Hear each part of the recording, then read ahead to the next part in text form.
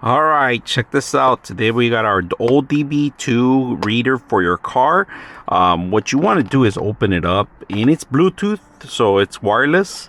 And look at that. And now in the actual box, you're going to get the information how to install it and how to download the app. I'm not going to show you the barcode on the app, but I'm going to show you the actual system. Here's the actual system right now. It's a DB02. If you guys can see, it's a connection that connects into your car. We're going to put it underneath our dashboard. We're going to see, and this actually tells you a bunch of things. You could erase codes. You could check out any kind of errors that you have or issues. Check your engine light. All that information gets done through here. You could download it on your phone. You could share it, take screenshots, and so forth. So we're gonna go ahead and open it up and see how it looks and set it up. It's not a computer, it's like any other system, and it's very simple. It goes underneath your dashboard, connects in your dashboard.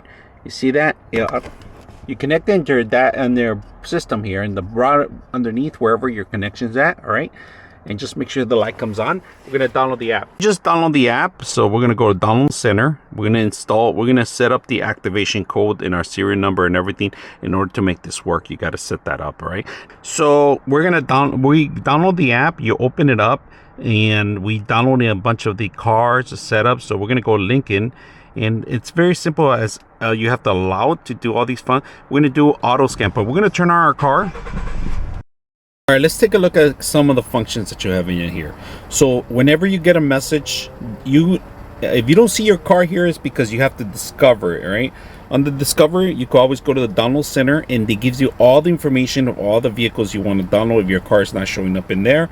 So that's an option. Now we're going to go back in here. From here, we could do Diagnostic report, feedback, data playback, and data management. Now, one of the best things I like about when you go to DAS here, you choose your car, your Lincoln. All right, that's what we have right now currently. Now we have auto scan, manual selection, and then hot functions. Hot functions, if you want to reset certain things on your car. So if you get for example, battery reset, you could actually ask what kind of battery you have. You'll automatically do it from here.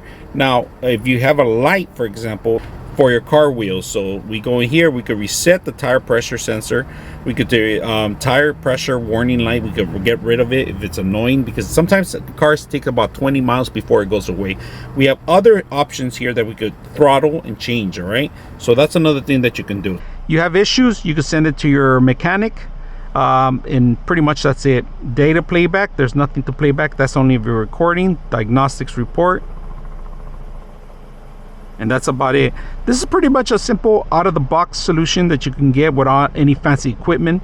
Easy to use, easy to plug in. I hope you guys enjoy the video.